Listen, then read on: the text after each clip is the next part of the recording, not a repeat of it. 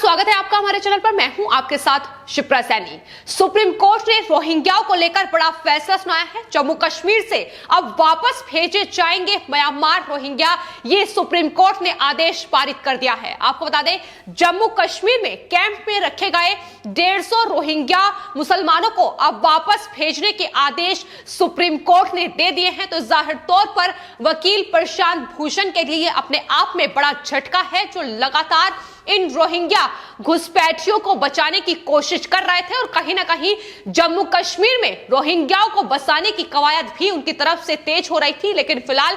Supreme court ने एक याचिका पर सुनवाई करते हुए यह बड़ा फैसला सुनाया है कि जम्मू में कैंप में रह रहे 150 रोहिंग्याओं को वापस म्यांमार भेजा जाए। यह आदेश पारित हो चुका है। Chief justice एस.ए. बोबडे की अध्यक्षता वाली 3 सदस्यीय पीठ ने इस याचिका पर सुनवाई करते हुए यह फैसला सुनाया है। दरअसल एक याचिका सलीमुल्लाह नामक शख्स की ओर से दायर की गई थी, जिसमें उन्होंने जम्मू में कैंप में रखे गए रोहिंग्या मुसलमानों को रिलीज करने की मांग की गई थी और साथ ही उनकी तरफ से यह भी कहा गया था कि दरअसल जम्मू में रोहिंग्या मुसलमानों को जान का खतरा है। ऐसे में उन्हें जो कैंप में रह रहे हैं उन्हें रिलीज किया जाए। तो जाहिर तौर पर प्रशांत किशोर उनकी तरफ से वकील थे, जिनकी तरफ से तमाम दलीलें सुप्रीम कोर्ट में रखी गई, लेकिन कोई भी दलील काम नहीं आई और सुप्रीम कोर्ट ने रोहिंग्याओं को लेकर यह बड़ा फैसला सुना दिया है। हालांकि इससे पहले भी सलीमुल्लाह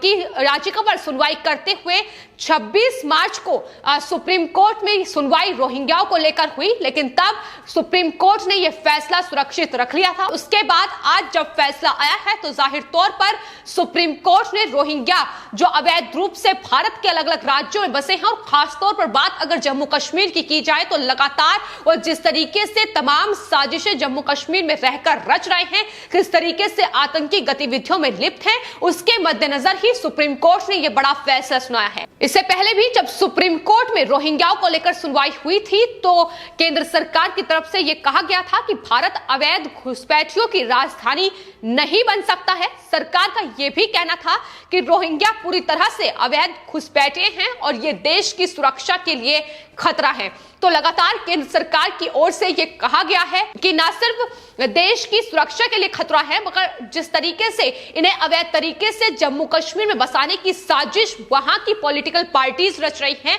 जिस तरीके से प्रशांत किशोर जैसे वकील इनके हिमायती बनकर कहीं ना कहीं इन्हें बसाने का षड्यंत्र देश में रच रहे हैं, ये बेनकाब होने बेहद जरूरी है। वही बात अगर अवैध रोहिंग्या को की जाए तो हाल ही में जम्मू कश्मीर में उन पर एक्शन लिया गया है। बायोमेट्रिक तरीके से लगातार उनके तमाम फिंगरप्रिंट दस्तावेज खंगालने की कोशिश भी जम्मू कश्मीर में अधिकारियों को यह निर्देश साफ तौर पर दिए गए, जिसके बाद उन्होंने रोहिंग्याओं की बस्ती में पहुंचकर जहां खंगालना शुरू किया तो जाहिर तौर पर तमाम अहम दस्तावेज जो उनके पास से बरामद हुए हैं किस फर्जी तरीके से बनाए गए हैं, इसका खुलासा भी हो चुका है। और उसी के मद्देनजर ये 150 रोहिंग्याओं को जम्मू कैंप में पहुंचाया गया था, जिनके पास से तमाम अहम फर्जी दस्तावेज बरामद हुए थे। राशन कार्ड से लेकर आधार कार्ड तक किस तरीके से वहां के अधिकारियों की मिलीभगत और वहां की पॉलिटिकल पार्टीज की मिलीभगत के साथ इन्हें बसाने की कोशिश, इन्हें बसाने की साजिश रची गई थी, इसका खुलासा भी हो चुका है।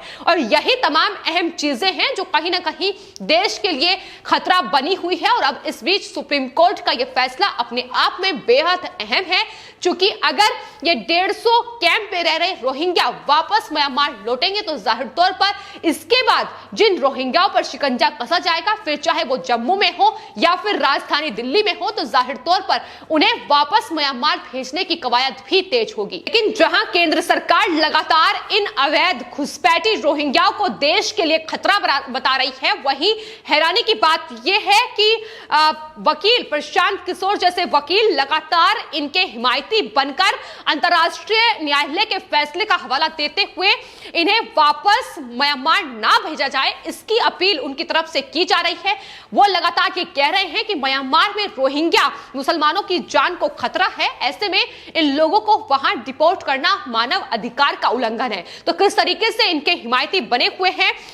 ये लगातार सुप्रीम कोर्ट में जो दलील प्रशांत भूषण की ओर से दी जा रही है उसमें लगातार देखने को मिल रहा है। तो जाहिर तौर पर ये देश के खिलाफ ही षड्यंत्र रचने वाले लोग हैं जिन्हें अब सुप्रीम कोर्ट ने एक बड़ा झटका दिया है। बात अगर जम्मू कश्मीर में की जाए तो जम्मू में खासतौर पर रोहिंग्याओं की संख्या में बेहद बड़ा इजाफा देखने को मिला है और साजिश के तहत ही इन्हें वहां करीब 1 दशक से बसाने की जो कवायद है वो काफी तेज हो रही है। ये हिंदू बहुल इलाका जम्मू संभाग की जनसांख्यिकी को बदलने की साजिश का परिणाम है, ये भी लगातार कहा जा रहा है, क्योंकि इस योजना के तहत बांग्लादेशी जो घुसपैठी हैं और घाटी के मुसलमान हैं वो उन्हें जम्मू में बसाया गया है। ये भी लगातार बात निकलकर सामने आ रही है और खबर यह है कि रोशनी एक्ट के आड़ में उन्हें वहां भूमि भी आवंटित की जा रही है, वहां का मतदाता बनाया जा रहा है। चुनावी समीकरणों को प्रभावित करने की साजिश अब इनकी बदौलत वहां हो रही है और यही वजह है कि उमर अब्दुल्ला और महबूबा मुफ्ती जैसे लोग लगातार रोहिंग्याओं की हिमायती बनकर उनके लिए तमाम अलग अलग दलीलें उनकी पेश हो जाती हैं, लेकिन किस तरीके से ये देश के लिए ही खतरा बने हुए हैं ये लगातार देखने को मिला है। जब वहां आतंकी साजिश की घटनाओं को इन्होंने अंजाम दिया है, हमारे सुरक्षा बलों को इनके द्वारा निशाना बनाया गया है। तो अपनी चुनावी फसल काटने के लिए किस तरीके से पॉलिटिकल पार्टीज ने इनका इस्तेमाल किया है ये न सिर्फ जम्मू में देखने को मिल रहा है बल्कि पश्चिम बंगाल के विधानसभा चुनाव में भी रोहिंग्या अवैध तरीके से जो घुसपैठ की है उसका मुद्दा पुरजोर तरीके से देखने को मिल रहा है। पश्चिम बंगाल में भी लगातार देखने को मिल रहा है कि किस तरीके से अवैध तरीके से घुसपैठी रोहिंग्याओं को बसाने का काम पश्चिम बंगाल की मुख्यमंत्री ममता बनर्जी के द्वारा किया गया है। बांग्लादेश से जो ये रोहिंग्या आकर कोलकाता और देश के अलग अलग राज्यों में बसे हैं, जाहिर तौर पर बांग्लादेश से कोलकाता के रास्ते ही अलग अलग देश के राज्यों में बसे हैं। तो जम्मू कश्मीर में न सिर्फ बल्कि पश्चिम बंगाल से लेकर गुजरात, उत्तर प्रदेश, बिहार और देश के अलग अलग राज्यों में जिस तरीके से रोहिंग्या बसे हुए हैं, उन्होंने अपनी बस्ती बनाई हुई है, वो न सिर्फ जो भारत के संसाधन हैं उनका इस्तेमाल कर रहे हैं बल्कि देश के लिए जो खतरा बने हुए हैं वो सबसे बड़ा चिंता का सबब सरकार के लिए बना हुआ है। और यही वजह है कि सरकार ने 2017 में तमाम राज्य जहां पर ये घुसपैठी बसे हुए हैं उन्हें एक पत्र जारी करते हुए उनके खिलाफ एक्शन लेने की बात कही थी और उसके बाद ही ये एक्शन लगातार रोहिंग्याओं पर जारी है। लेकिन दर्द उन पॉलिटिकल पार्टीज, उन तमाम नेताओं को हो रहा है जो लगातार अपनी चुनावी फसल काटने के लिए इन रोहिंग्या मुसलमानों का इस्तेमाल कर रहे हैं। और फिलहाल अगर बात पश्चिम बंगाल में की जाए तो ममता बनर्जी भी कहीं ना कहीं वहां मुसलमान जो बसे हैं अवैध रूप से उन्हें साधने के लिए तमाम हथकंडे अपना चुकी हैं। तो आपको बता दें जम्मू कश्मीर में खासतौर पर राष्ट्रवादी संगठन इन आपराधिक प्रवृत्ति के घुसपैठी रोहिंग्याओं पर एक्शन लेने की मांग बेहद लंबे वक्त से कर रहे हैं और मांग ये की जा रही है कि इन्हें वापस म्यांमार भेजा जाए। लेकिन जिस तरीके से वहां सेकुलर सरकारें हैं वो लगातार उनकी इस मांग को नजरअंदाज करती नजर आई है। लेकिन पिछले दिनों जिस तरीके से जम्मू कश्मीर में बड़ा तख्तापलट हुआ है, अनुच्छेद 370 को खत्म किया गया है, उसके बाद ये बदलाव लगातार जम्मू और कश्मीर में देखने को मिल रहा है। जिस तरीके से रोहिंग्याओं पर एक्शन लिया जा रहा है तो अपने आप में एक बड़ा एक्शन इस वक्त रोहिंग्याओं पर शुरू हो चुका है। लेकिन सवाल यही है कि आखिर फारूक अब्दुल्ला, उमर अब्दुल्ला और महबूबा मुफ्ती जैसे लोग रोहिंग्याओं को बसाने के लिए आखिर कौन कौन से ये षड्यंत्र रच रहे हैं, इन पर एक्शन लेने की जरूरत है। क्योंकि जिस तरीके से वहां तमाम अहम दस्तावेज उन्हें मुहैया कराए गए हैं, फिर चाहे उनके लिए भूमि आवंटित करना हो, राशन कार्ड हो, आधार कार्ड हो, वो तमाम फर्जी तरीके से रोहिंग्याओं को आवंटित करने का काम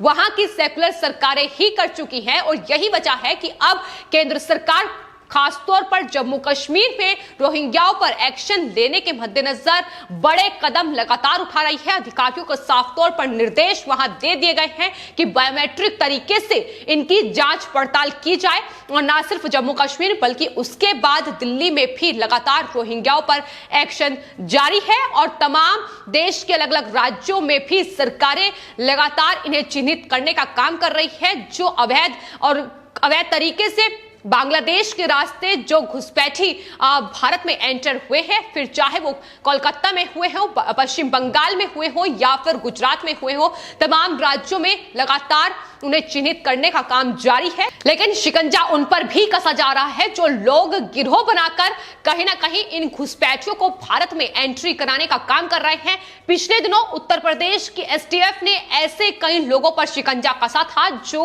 अवैध तरीके से इन रोहिंग्या मुसलमानों को भारत में एंटर कराते हैं। उन्होंने ये खुलासा किया था कि दरअसल वो म्यांमार से बांग्लादेश और बांग्लादेश से पश्चिम बंगाल के रास्ते अवैध घुसपैठ रोहिंग्याओं की करा रहे हैं और उन्हें देश के अलग अलग राज्यों में बसाने का काम उनके द्वारा किया जा रहा है। तो फिलहाल धरपकड़ कहीं ना कहीं बेहद तेज रोहिंग्याओं को लेकर हो चुकी है और ऐसे में सुप्रीम कोर्ट का फैसला अपने आप में उन तमाम लोगों के लिए एक तमाचे का काम है जो इन रोहिंग्याओं को भारत में बसाने की कोशिश में और कहीं ना कहीं चुनावी समीकरण किस तरीके से बिगाड़े जाए उसकी कोशिश में लगे हुए हैं। फिलहाल आपके इस पूरे मामले पर क्या राय है हमें कमेंट बॉक्स में जरूर लिखें और चैनल को सब्सक्राइब करें। धन्यवाद।